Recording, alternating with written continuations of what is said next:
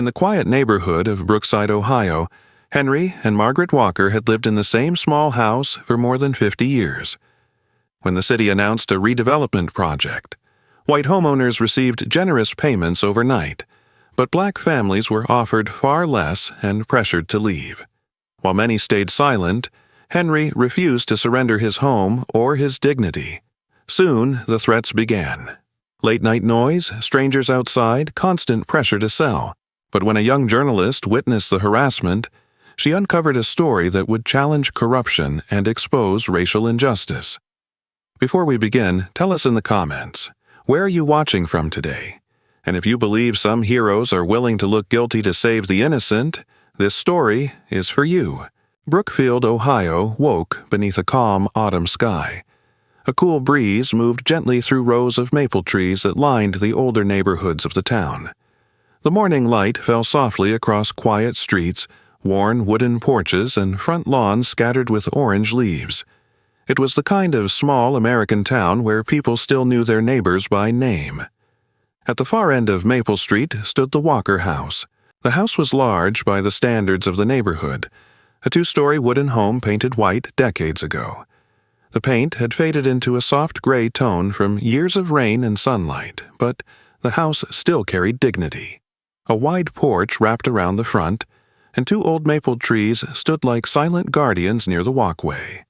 In the backyard stretched a carefully maintained garden filled with roses, sunflowers, and climbing vines that Margaret Walker had planted over half a century. Henry Walker had lived in that house for 53 years. Henry Walker was 85 years old, tall even in old age, though his shoulders had begun to stoop slightly. His skin was deep brown, marked by gentle lines that spoke of a long life of work. His hair was short and completely silver, and his narrow face carried calm, dark eyes that rarely rushed to judgment. Henry had spent most of his life working at the Brookfield steel plant before it closed nearly 20 years earlier. The work had hardened his hands, but softened his patience. He was known on Maple Street as a quiet man who rarely raised his voice, but when he spoke, people listened. Years of living through hardship had given Henry a steady calm that younger men often mistook for weakness. They always learned otherwise. His wife, Margaret Walker, was 82 years old. She was shorter than Henry, slender with warm, dark skin and soft wrinkles that formed when she smiled. Her silver-gray hair was tied neatly into a small bun behind her head. Margaret had gentle brown eyes and a voice that carried warmth even when she was simply greeting someone from across the street. But behind that warmth lived remarkable resilience. When Margaret was 26, she had lost their first child to illness. The grief had nearly broken her, but instead it shaped her into someone who valued every small moment of life. For 30 years she worked in the cafeteria of Brookfield Elementary School, feeding generations of children who later returned to Maple Street to greet her with affection. If Henry was the quiet strength of the house, Margaret was its heartbeat. That morning she stood in the garden trimming roses while the smell of fresh coffee drifted from the open kitchen window. Near the porch steps lay Duke, their dog. Duke was a 10-year-old golden retriever with thick, honey-colored fur that had begun to gray around his muzzle. Age had slowed him, but his large, gentle eyes still followed Henry everywhere. Duke had come into their lives when Margaret rescued him from a local shelter years ago, and since then he had become a quiet guardian of the Walker home. Across the street lived Tom Bradley. Tom Bradley was 52 years old. A broad-shouldered white man with thinning sandy blonde hair and a face permanently reddened by years of construction work under the sun. He had a loud laugh and an easygoing personality that made him popular at neighborhood barbecues. Tom wore worn blue jeans and heavy work boots nearly every day of the year. Despite his rough appearance, he had a friendly nature and often helped neighbors repair fences or fix leaking roofs. His wife, Linda Bradley, was 49, tall and slender with light blonde hair cut just above her shoulders. Linda had pale skin and a careful, polite smile she offered to nearly everyone. She worked part-time at a local insurance office and kept their house immaculate. Tom and Linda had lived on Maple Street for 15 years and had grown fond of the Walkers. Tom often waved at Henry each morning. "Morning, Henry," he called that day from across the street. Henry lifted a hand in greeting. For a long time, Maple Street had been like this, quiet, predictable, safe. Children rode bicycles in the afternoon, neighbors borrowed tools. And on warm evenings, people sat on porches watching the sunset through the maple trees. But that calm morning would not remain calm for long. Just before noon, 3 black city sedans slowly turned onto Maple Street. The vehicles stopped near the center of the block.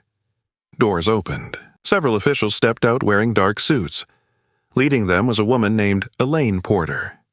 Elaine Porter was in her early 40s, tall with a slim professional posture. Her auburn hair fell neatly to her shoulders, and she wore a beige coat over a dark business dress. She carried a leather folder tucked under her arm. Elaine had the composed expression of someone used to delivering decisions rather than discussing them. She worked as Deputy Director of Urban Development for the city of Brookfield. Behind her walked 2 assistants carrying stacks of envelopes. The appearance of city officials quickly drew attention. Doors opened along Maple Street. Neighbors stepped outside. Tom Bradley crossed the street immediately. "What's going on?" he asked with curiosity. Elaine gave a practiced smile. "Good afternoon, everyone," she said. Her voice was calm and formal. "The city of Brookfield is excited to announce a new development project that will bring economic growth and thousands of jobs to this community." The residents exchanged curious looks. Elaine continued speaking. The city planned to build a large technology and industrial complex just outside downtown Brookfield. The project required land. A lot of land, including Maple Street. A murmur spread through the crowd. Elaine explained that the neighborhood would be acquired by the city and redeveloped. Homeowners would receive compensation based on property evaluations. Then the envelopes were handed out. People opened them. The reactions came quickly. Gasps, laughter, shock. Tom Bradley stared at his letter with wide eyes. "Linda, look at this," he said. Linda read over his shoulder. Her hands trembled. "Oh my God!" The number printed on the page was over $2 million. Word spread quickly down the street. Several other white families had received similar offers. Excitement filled the neighborhood. People began calculating new possibilities: early retirement, new houses, travel. Within minutes, Maple Street no longer looked like a quiet neighborhood. It looked like a lottery had just been announced. But the excitement did not last for everyone. Margaret opened her envelope slowly. Her smile faded. She read the page again. Then she handed it to Henry.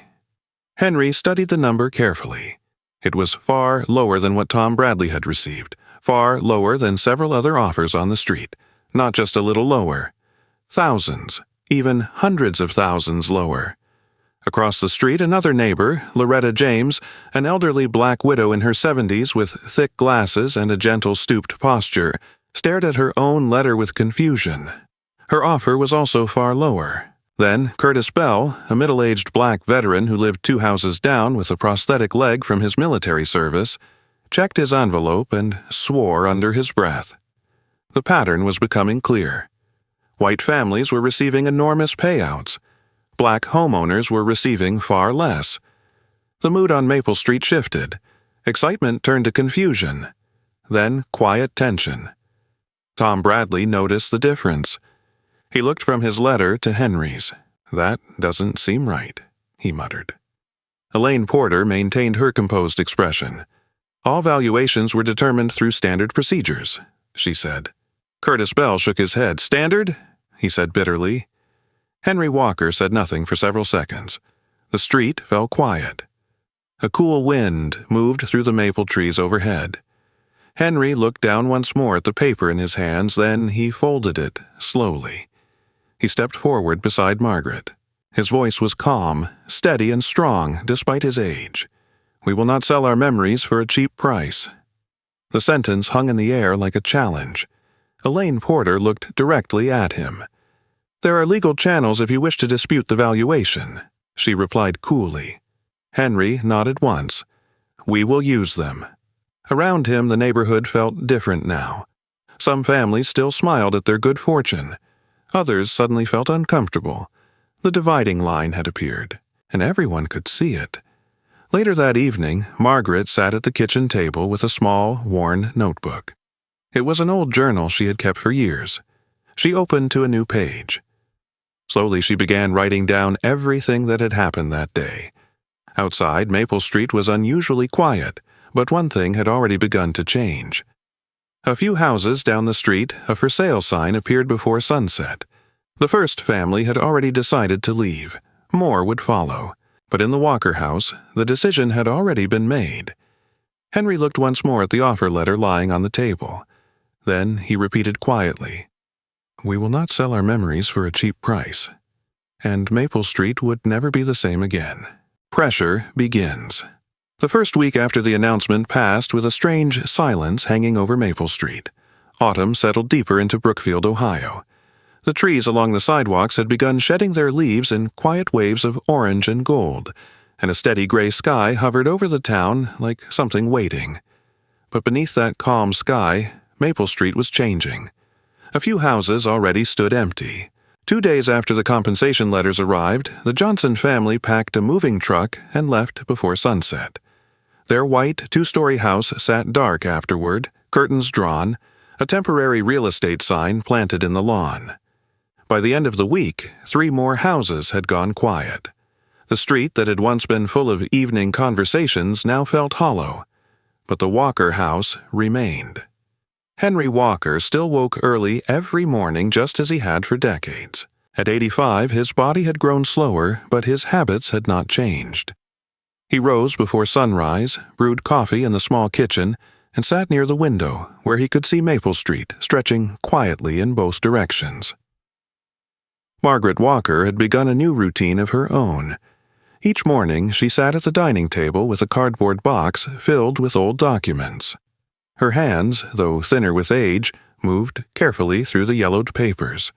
Inside the box were decades of records, property tax receipts, repair permits, a faded mortgage document stamped 1968. Margaret wore thin reading glasses now as she sorted them into neat piles. If the city wanted to question the value of their home, she intended to show them exactly how long that home had stood under their care. Duke, their aging golden retriever, lay beside the table, watching her quietly. The dog's golden fur had faded with age, and his joints had grown stiff, but he still followed Margaret from room to room as if guarding her work. Outside, Maple Street grew quieter every day, but the silence did not last long. The first knock came on a Monday morning. Henry opened the front door to find 2 men standing on the porch. Both wore gray jackets with the logo of Iron Gate Development stitched above the chest pocket. One of them introduced himself as Kyle Jennings, a tall man in his early 30s with narrow shoulders and slick, dark hair combed tightly back. His smile seemed practiced rather than sincere, and his pale eyes moved constantly, measuring the house behind Henry as if calculating its value. Kyle had the air of someone who had learned how to pressure people politely. Beside him stood a shorter man named Daniel Pike, a broad, heavy-set man in his 40s with a square jaw and impatient expression. Daniel did not bother smiling. Kyle spoke smoothly. "Mr. Walker, we're here on behalf of Iron Gate Development to discuss your property." Henry leaned slightly on his cane. "I already read the offer," he said calmly. Kyle nodded as if expecting that answer. "Yes, sir, but sometimes homeowners reconsider after learning the details of the project timeline." Margaret had stepped quietly into the hallway behind Henry. "We have already considered it," she said gently. Kyle's smile thinned slightly.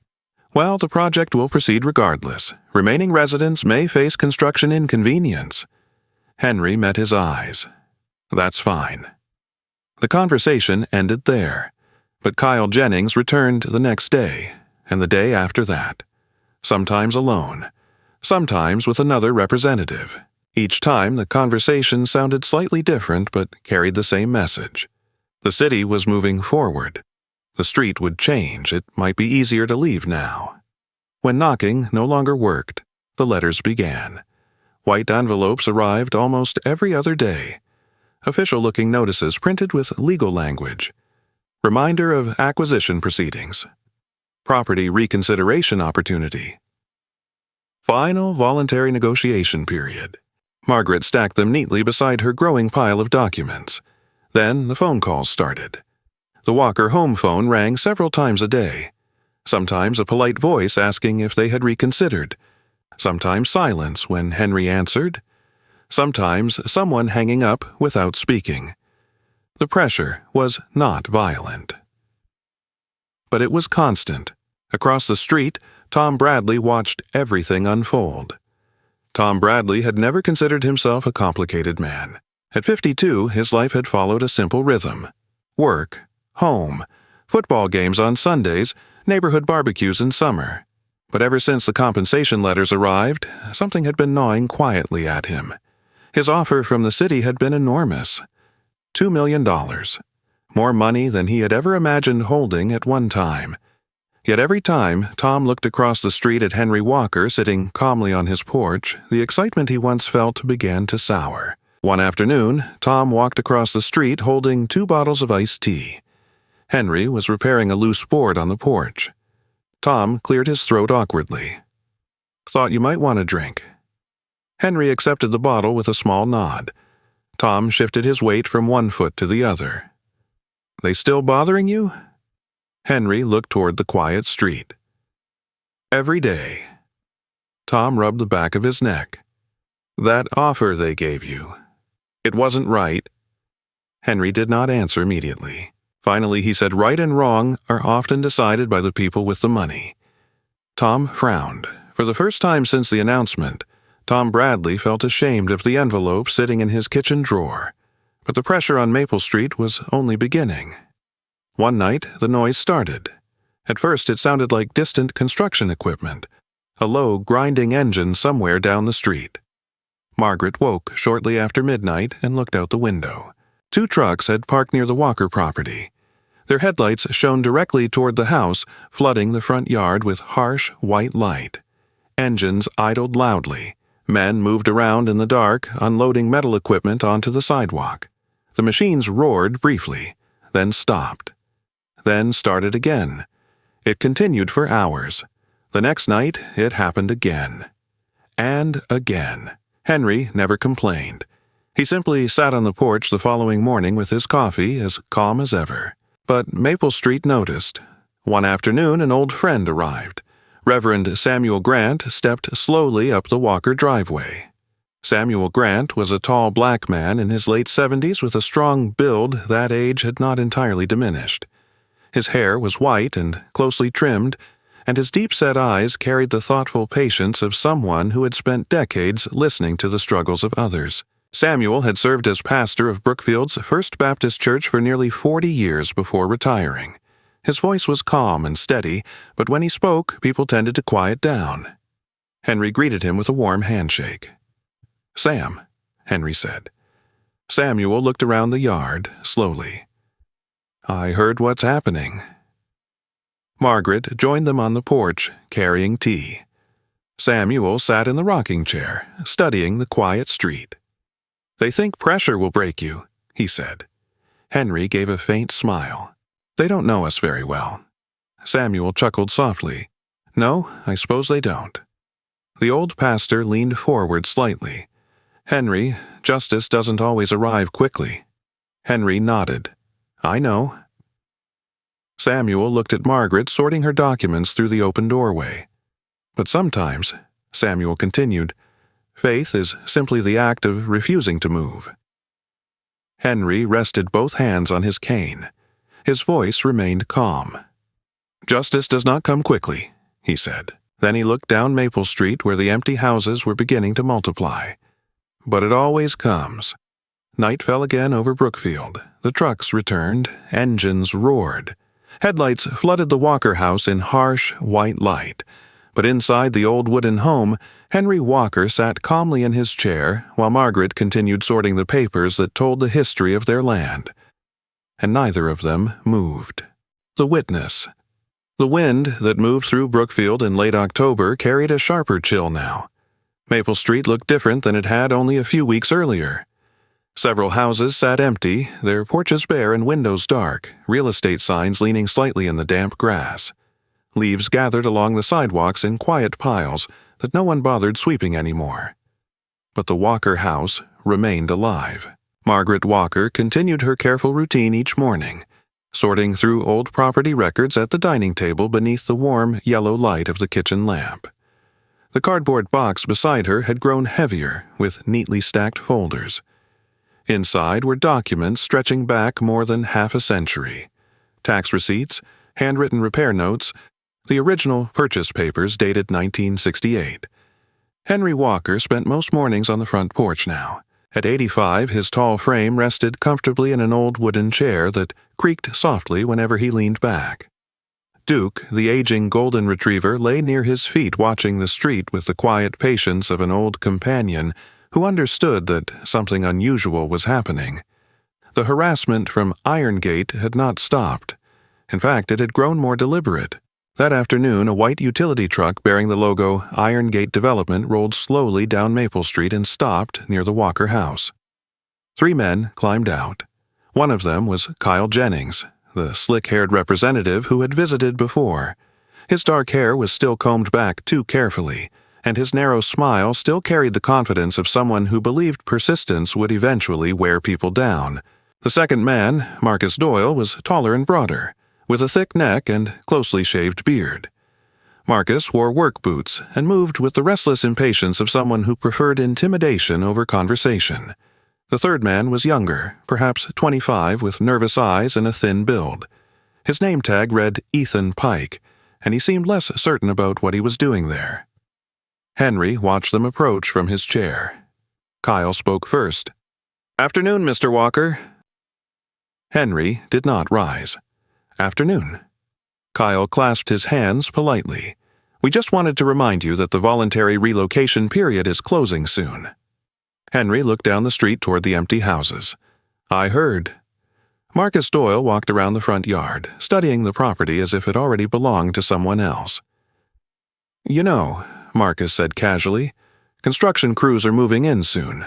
It might get loud around here." Henry said nothing. Margaret appeared quietly in the doorway behind him. Her expression remained calm, though her hands were still holding the stack of documents she had been organizing. Kyle kept smiling. "You still have time to make the smart decision." Henry's answer was simple. "My decision is already made."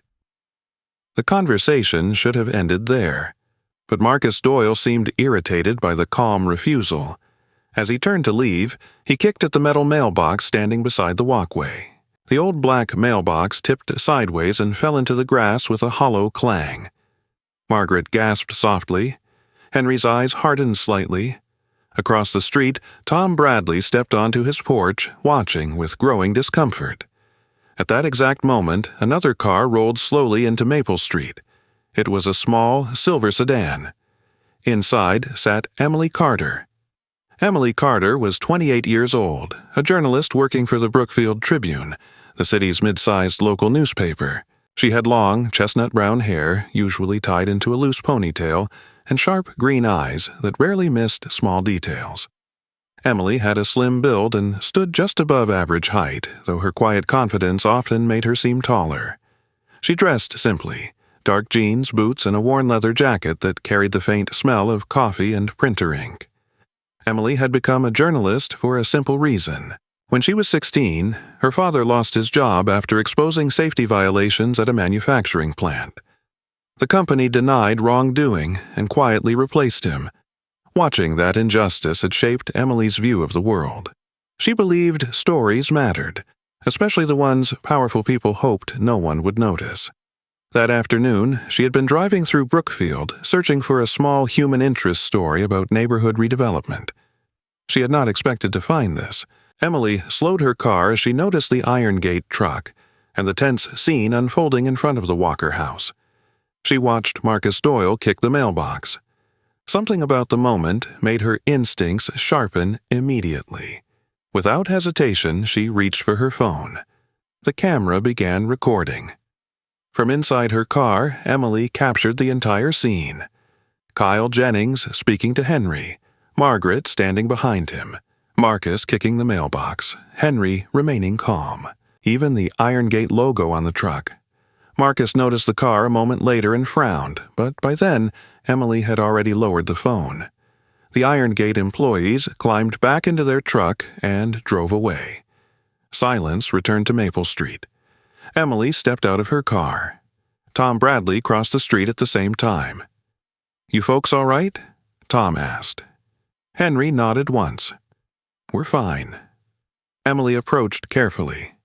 "Excuse me," she said. Her voice was calm but curious. "My name is Emily Carter. I'm a reporter with the Tribune." Henry studied her for a moment. Margaret stepped forward gently.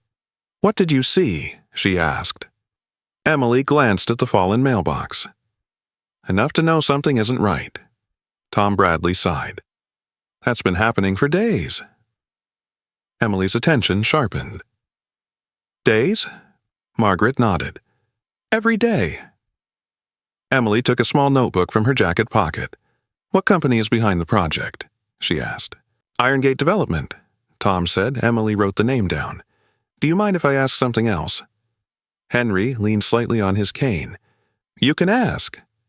Emily gestured toward the houses lining the street. "Did everyone receive the same compensation offer?" For a moment, no one answered. Then Tom Bradley spoke quietly. "No." Emily looked up. "What do you mean?" Tom rubbed his forehead. "White families got big offers." He glanced at Henry, but not everyone did. Emily's pen stopped moving. "What kind of difference?" Margaret answered this time. "Hundreds of thousands." Emily's expression changed. That was no longer a simple redevelopment story. That was something else entirely. Over the next 2 hours, Emily drove through Maple Street, speaking with several homeowners. Loretta James showed her the offer letter she had received. Curtis Bell did the same. Each number told the same story. White homeowners were receiving massive payouts. Black homeowners were receiving far less. The pattern was impossible to ignore. That evening, Emily sat at a small table inside Carter's Diner, a narrow roadside restaurant near downtown Brookfield where reporters often gathered after work. The diner smelled of fried onions and coffee, and the neon sign outside buzzed softly in the cool night air. Across from her sat Daniel Ortiz, a fellow journalist in his mid-30s with dark hair, thick glasses, and a thoughtful expression. Daniel was known in the newsroom as the kind of reporter who preferred documents over opinions. Emily slid the photos across the table. Daniel studied them.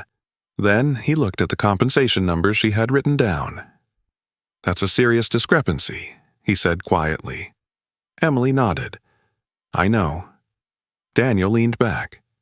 "You think it's intentional?" Emily stared at the notes.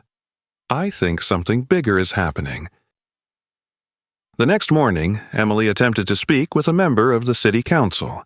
Councilman Gregory Whitmore was a tall, narrow-faced man in his late 50s with silver hair and a careful political smile that rarely reached his eyes. He had built his career on promises of economic growth and redevelopment. When Emily asked about Maple Street's compensation differences, Whitmore's expression hardened. "I'm not authorized to discuss individual valuations," he said. "Are the offers equal?" Emily pressed. Whitmore adjusted his tie. All procedures follow legal guidelines. Then he ended the interview.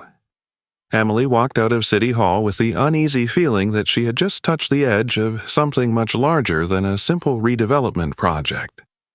Back on Maple Street, Henry Walker sat quietly on his porch as the sun began to set. Duke rested at his feet. Margaret continued sorting the old papers inside. Henry looked down the street where empty houses now stood in quiet rows. For a long moment he watched the fading light across the maple trees. Then he said softly to himself, "Truth has a way of finding witnesses." And somewhere in Brookfield, a young journalist had just become one. The investigation. The following week in Brookfield arrived under a sky the color of steel. Autumn winds swept dry leaves across the sidewalks of Maple Street, pushing them against empty driveways and abandoned porches. The neighborhood no longer felt like the quiet place it had once been. Several houses now stood hollow, their windows dark and silent, as if the street itself were slowly holding its breath. But inside the Walker house, something new had begun. Margaret Walker no longer sorted her documents alone. Emily Carter now sat at the dining table beside her. The young journalist had returned 2 days after witnessing the confrontation with Iron Gate. Her brown hair was tied loosely behind her head, and she wore a thick gray sweater beneath her leather jacket to guard against the chill creeping through the old wooden house. A small laptop rested on the table in front of her. Surrounded by stacks of papers Margaret had carefully gathered from decades of homeownership. Margaret worked methodically, placing each document in chronological order. Emily watched with quiet admiration. "You kept all of this?" she asked gently. Margaret smiled faintly. "When you live long enough, you learn that memories fade, but paper remembers everything." Emily typed notes quickly. Among the documents were property tax records stretching back to the late 1960s, repair permits from the city, old mortgage agreements, handwritten receipts for roof repairs Henry had done himself decades earlier. Each paper told the same story. The Walker property had been legally owned, maintained, and taxed for over 50 years. Yet the compensation offer they received had valued it far below neighboring homes. Emily had begun cross-checking the city's public valuation records the night before, and what she found disturbed her. The official property database listed Maple Street homes at far higher values than the offers given to certain residents, especially the black homeowners, which meant something had changed between the official records and the compensation letters. Someone had altered the numbers. Emily leaned back in her chair, thinking carefully. "This wasn't just careless valuation," she said quietly. Margaret looked up. "You think someone changed it?" Emily nodded slowly. "Yes." That evening, Emily drove to downtown Brookfield and parked outside the tall glass building that housed Iron Gate Development's regional office. The building looked new and expensive compared to most structures in the town. Steel frames, reflective windows, polished stone steps leading to the entrance. Inside that building worked the man behind the entire project, Richard Caldwell. Richard Caldwell was 58 years old, a wealthy developer whose name had appeared frequently in business magazines across the Midwest. Tall and sharply dressed, Caldwell had silver hair styled neatly back and a narrow, angular face that carried the permanent expression of a man used to winning negotiations. His reputation in the business world was complicated. Some praised him as a visionary builder who revitalized struggling towns. Others described him as ruthless. Richard Caldwell believed in efficiency above sentiment. To him, land was never personal.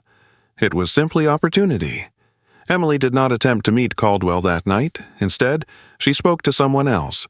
Inside a quiet coffee shop across the street sat Marcus Levin, a thin, middle-aged man with dark circles beneath his eyes and a tired posture that suggested long hours behind a desk. Marcus worked as a data analyst for the Brookfield Property Assessment Office. He had agreed to meet Emily privately. Marcus was not the type of man who enjoyed secrets, but he had 2 children in college and a mortgage that kept him working late nights reviewing property records. When Emily slid her laptop across the table, showing him the Maple Street discrepancies, Marcus studied the screen in silence. After a moment, he sighed heavily. "That valuation table, that's not the one we submitted," he said quietly. Emily leaned forward. "What do you mean?" Marcus rubbed his forehead. "The official assessment we filed had higher values for several of those properties." Emily's heart quickened. "Who changed it?" Marcus hesitated, then he spoke softly. "Someone above my department." The implication hung heavily between them. Emily drove home that night with her mind racing. By morning, she had begun writing.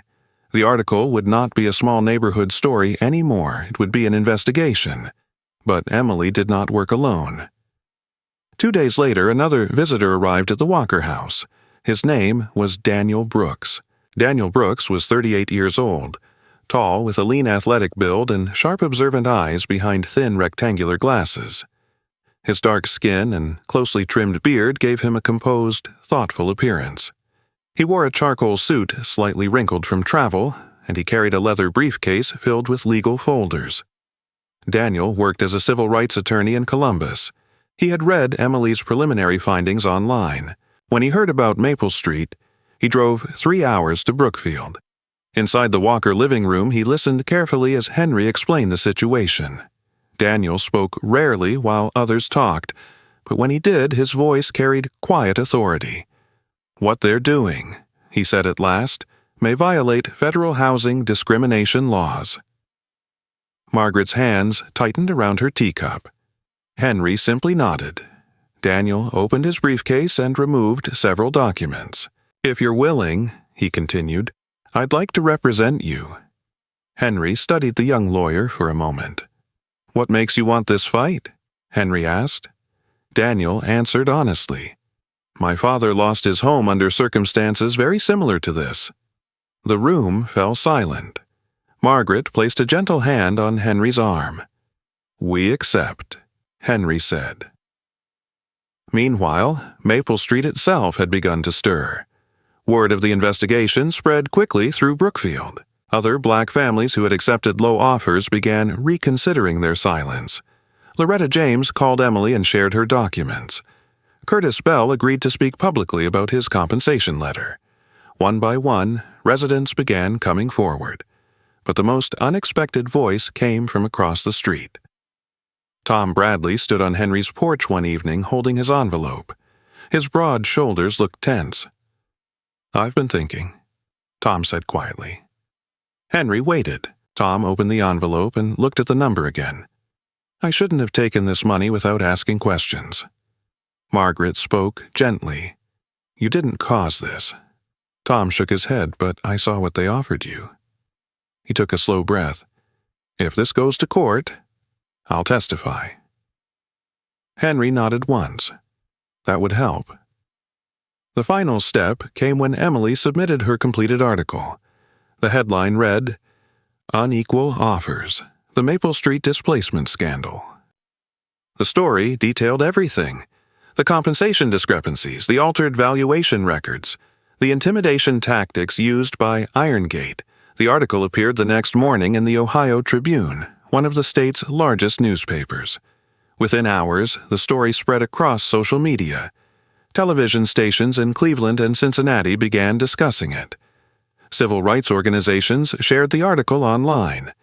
By evening, the name Maple Street had become known far beyond Brookfield. What had once seemed like a quiet local dispute now looked like a statewide controversy. And inside the Walker house, Henry sat calmly on the porch watching the sunset over the thinning maple trees. For weeks, the street had grown quieter, but now something new had entered the silence. Attention. And attention, Henry knew, was often the first step toward justice. The courtroom. The morning of the hearing arrived beneath a pale winter sky. Brookfield's streets were quiet under a thin layer of frost, and a cold wind drifted between the buildings of downtown as people made their way toward the federal courthouse. The courthouse stood at the end of Jefferson Avenue, a tall gray stone building with wide marble steps and heavy wooden doors that had witnessed decades of disputes, verdicts, and quiet reckonings. That morning, for the first time since the story had spread across Ohio, Maple Street had followed Henry Walker into that building. Henry Walker walked slowly up the courthouse steps. At 85, his tall frame moved carefully but steadily. His silver hair was neatly trimmed and he wore the same dark suit he had worn to church for years. The suit was slightly old-fashioned but carefully pressed. His cane tapped gently against the marble with each step. Beside him walked Margaret Walker. Margaret wore a modest navy coat and a wool scarf wrapped around her neck against the cold wind. Her silver-gray hair was pulled into the familiar bun behind her head. Though her small frame looked fragile in the winter air, her posture remained upright. The quiet strength that had carried her through decades of hardship still lived in the way she walked. Behind them came Daniel Brooks. Daniel's stride was confident and purposeful. At 38, the civil rights attorney carried himself with calm discipline. His dark suit and polished shoes reflected his professional focus, but the slight crease between his eyebrows revealed the seriousness of the case he had taken on. Inside the leather briefcase in his hand were weeks of preparation. Documents, valuation reports, and legal arguments that could determine the future of Maple Street. Emily Carter followed close behind. Emily wore a charcoal coat over a burgundy sweater. her chestnut hair tucked loosely beneath a knitted cap. A reporter's notebook rested in her gloved hands, though she already knew much of what she would write that day. Her green eyes scanned the courthouse steps where cameras from several regional news stations had gathered. The story of Maple Street had grown larger than Brookfield. Several residents from the neighborhood had also arrived. Curtis Bell stood near the entrance, his tall frame supported slightly by the metal prosthetic leg he had worn since returning from Vietnam decades earlier. Curtis had a square, weathered face and the quiet seriousness of someone who had seen too much of the world to tolerate injustice easily. Beside him stood Loretta James, the elderly widow with thick glasses and a heavy brown coat. Her hands trembled slightly in the cold, but her determination had not weakened. And standing somewhat apart from the group was Tom Bradley. Tom looked uncomfortable in his borrowed suit jacket. His broad shoulders seemed tense, and his large hands remained buried in his coat pockets as he watched Henry climb the steps. The envelope with his compensation offer still sat in his kitchen drawer at home, untouched since the day it arrived. Tom had never imagined himself inside a courtroom, but he had made a decision. Inside the courthouse, the courtroom itself felt solemn and imposing. High wooden ceilings echoed faintly with every movement. Tall windows allowed pale winter light to fall across rows of benches filled with reporters, residents, and curious onlookers.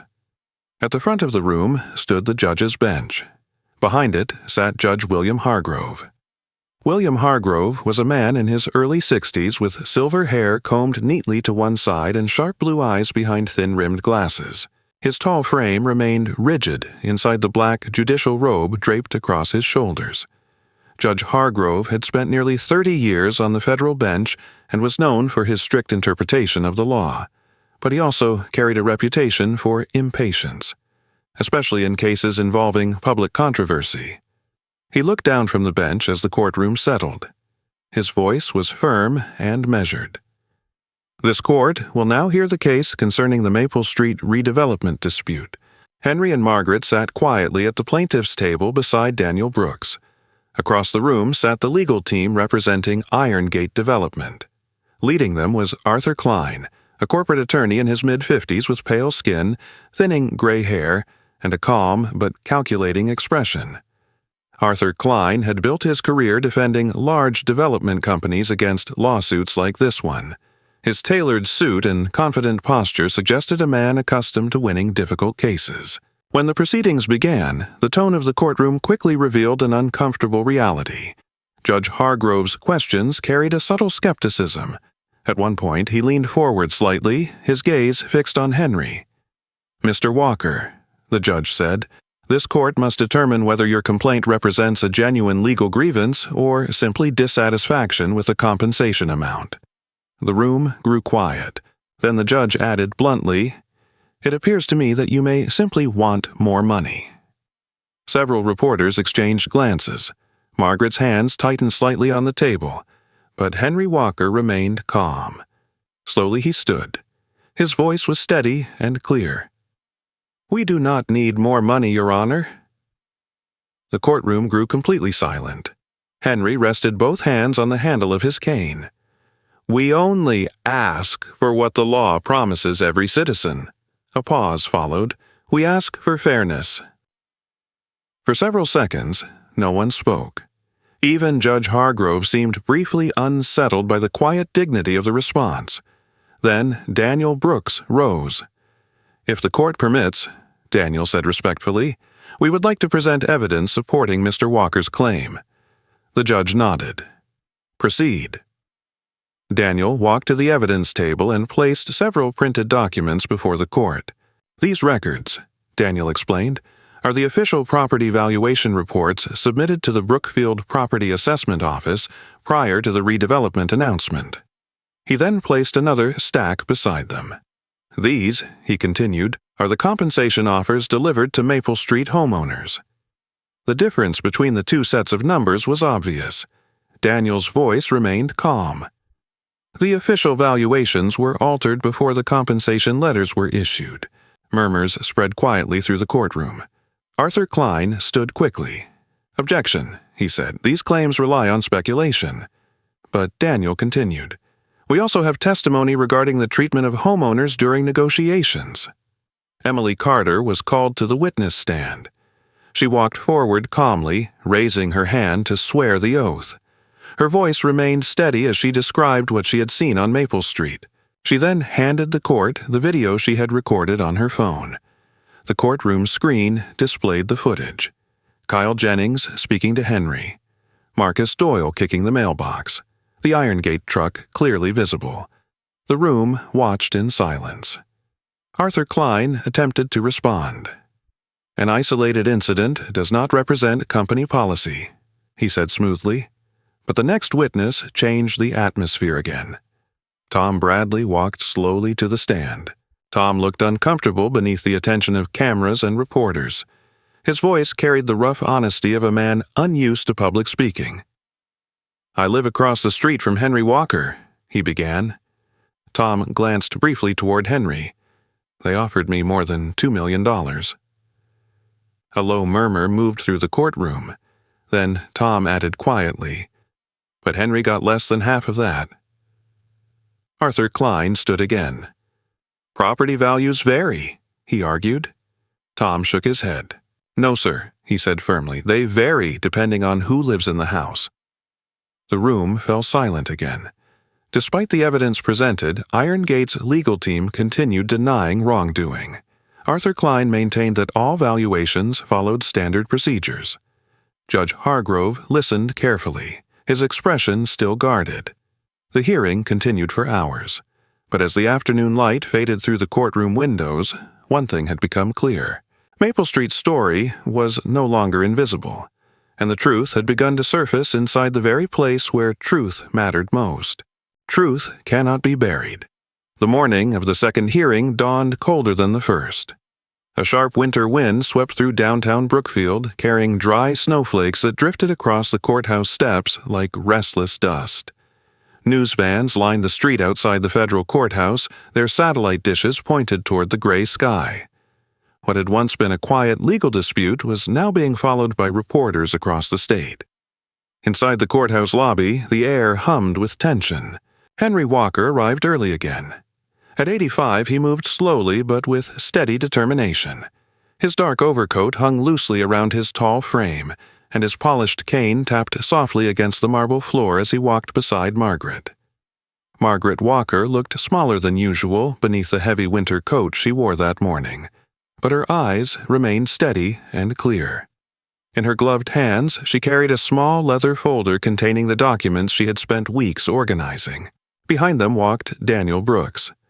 Daniel's posture was calm but focused. His rectangular glasses reflected the pale courthouse lights as he reviewed several printed pages he had added to his case file the night before. Something about his quiet confidence suggested that he was expecting the day to change the direction of the trial. Emily Carter arrived a few minutes later. The young journalist had barely slept the previous night. Her chestnut hair was pulled into a tight ponytail, and the dark circles beneath her green eyes revealed the long hours she had spent investigating. But there was a determined energy in her expression. She carried a tablet computer in one hand. Inside that device was the discovery that had kept her awake until dawn. Across the room, Iron Gate's legal team had also gathered. Arthur Klein, the company's lead attorney, sat at the defense table flipping through his notes with his usual calm precision. The 55-year-old lawyer still looked confident, his thin gray hair neatly combed and his dark suit perfectly pressed. Beside him sat the man who had started everything. Richard Caldwell. Richard Caldwell had arrived quietly that morning through a private courthouse entrance. The wealthy developer looked composed as always. At 58, Caldwell still carried himself with the polished assurance of someone who had built an empire from construction contracts and land acquisitions. His expensive charcoal suit fit perfectly, and his silver hair was combed neatly back. But those who watched closely noticed something new, a faint stiffness in his posture. For the first time since the case began, Caldwell looked slightly uneasy. Inside the courtroom, the spectators filled nearly every seat. Reporters lined the back rows. Residents from Maple Street sat together near the front. Curtis Bell leaned against his cane while Loretta James adjusted her glasses nervously. Tom Bradley sat quietly behind Henry, his broad shoulders hunched slightly, as if still unsure how a man like him had ended up inside a federal courtroom. Judge William Hargrove entered a few minutes later. The tall judge's silver hair gleamed beneath the courtroom lights as he took his seat behind the bench. His expression remained stern, though the public attention surrounding the trial had clearly sharpened his focus. "The court will resume proceedings," Hargrove announced. Daniel Brooks stood. "Your Honor," he said, "before the court continues testimony, the plaintiff would like to submit new evidence."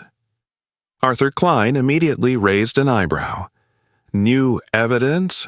he said cautiously. Daniel turned toward Emily Carter. "Miss, Carter discovered this material late last night while reviewing internal communications related to Irongate development."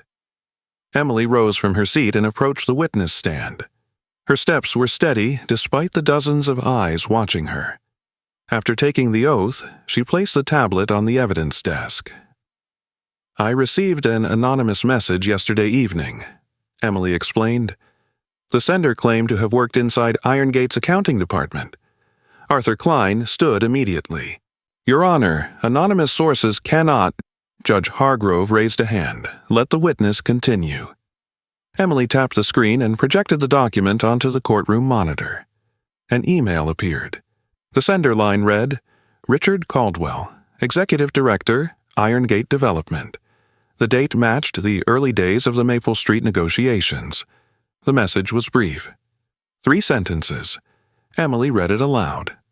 "Lower the offers." She paused. "They won't fight back." A murmur rolled through the courtroom. Emily continued. "Prioritize rapid acquisitions, avoid extended negotiation." For a moment, no one spoke. Then the room erupted in whispers. Curtis Bell leaned forward in disbelief. Loretta James covered her mouth with one trembling hand. Even Tom Bradley looked stunned. Arthur Klein's confident expression had vanished. "Your Honor," he said quickly, "this email has not been authenticated." Daniel Brooks stepped forward calmly. "We anticipated that objection," he replied. Daniel handed several printed sheets to the court clerk. These documents include Irongate's internal server verification logs confirming the email's origin. Judge Hargrove adjusted his glasses and studied the papers carefully. The silence inside the courtroom grew heavier with each passing second. Finally, the judge looked up. His expression had changed. "Mr. Caldwell," he said slowly, "did you send this message?" Richard Caldwell remained seated for a moment. The confident developer who had once controlled millions of dollars in projects now looked pale beneath the courtroom lights. His jaw tightened. Arthur Klein leaned toward him, whispering urgently, but Caldwell did not answer. That silence was enough. Judge Hargrove turned toward the federal investigators standing near the courtroom entrance. Among them was Agent Laura Martinez, a tall Hispanic woman in her early 40s wearing a dark government suit and carrying a badge clipped to her belt. Agent Martinez had sharp, black eyes and the calm, focused demeanor of someone accustomed to investigating financial crimes. She stepped forward immediately. "Your Honor," she said respectfully, "the Department of Justice has been reviewing evidence connected to this case." The courtroom grew completely still. "Based on the material presented today," Martinez continued, "we are formally expanding the investigation into Irongate development and potential corruption involving local officials." Gasps rippled through the audience. Daniel Brooks remained perfectly still. Margaret squeezed Henry's hand. Judge Hargrove nodded slowly. Agent Martinez then turned toward Richard Caldwell. "Mr. Caldwell," she said firmly, "you are under arrest for conspiracy to commit fraud and obstruction of a federal investigation." 2 federal officers stepped forward. The sound of handcuffs clicking echoed sharply through the silent courtroom. Richard Caldwell rose slowly, his confident posture now replaced by visible shock. Reporters rushed to capture the moment. The powerful developer who had once believed Maple Street residents would never fight back now stood surrounded by federal agents. As Caldwell was escorted out of the courtroom, the tension that had filled the room for weeks seemed to release all at once. But the consequences were only beginning. Within hours, news outlets across Ohio reported the arrest. State officials announced that the Iron Gate redevelopment project had been suspended indefinitely. Several city administrators connected to the property valuation process were placed under investigation. And later that afternoon, the U.S. Department of Justice released a statement confirming that it would begin reviewing land acquisition and compensation practices across multiple redevelopment projects nationwide. Inside the now quiet courtroom, Henry Walker sat calmly beside Margaret. He did not smile. He did not celebrate. He simply watched the empty doorway where Richard Caldwell had disappeared. Then he looked at Emily Carter standing across the room. For the first time since the trial began, Henry nodded slowly. Truth had finally spoken loud enough for the whole country to hear. The new beginning. Spring arrived slowly in Brookfield that year, as if the town itself needed time to recover from the storm of the previous months. The winter snow melted away in quiet patches across Maple Street, leaving damp soil and the faint scent of thawing earth in the air. The maple trees that once stood bare against gray skies now carried small green buds, fragile signs that life was returning. But Maple Street itself had changed forever. Several houses that had stood for decades were already gone, replaced by open dirt lots and survey markers planted in straight lines across the ground. Construction equipment rested along the edges of the neighborhood, silent for now, but waiting for the next phase of the city's redevelopment. Yet, for the first time since the conflict began, the tension that had gripped the street was gone. 3 weeks after Richard Caldwell's arrest, the federal court delivered its final ruling. The courtroom was quieter that morning than during the earlier hearings. Many reporters had already covered the story in depth, and the outcome seemed almost inevitable after the evidence revealed in the previous session. Still, the decision carried enormous significance. Judge William Hargrove read the ruling carefully from the bench. The tall judge's voice echoed through the courtroom as he announced the court's conclusion. The compensation agreements previously issued to residents of Maple Street are hereby declared invalid. A low murmur spread through the room. Judge Hargrove continued. All property acquisitions connected to the redevelopment project must be reassessed under lawful and non-discriminatory standards. The message was clear. The earlier contracts meant nothing. The residents would be compensated again, this time under federal oversight. Henry Walker listened quietly beside Margaret as the ruling was delivered. At 85, he no longer reacted with the excitement younger people felt during moments of victory. Instead, he simply nodded once, acknowledging the quiet weight of justice finally being recognized. Margaret squeezed his hand gently. Across the courtroom sat several other families from Maple Street.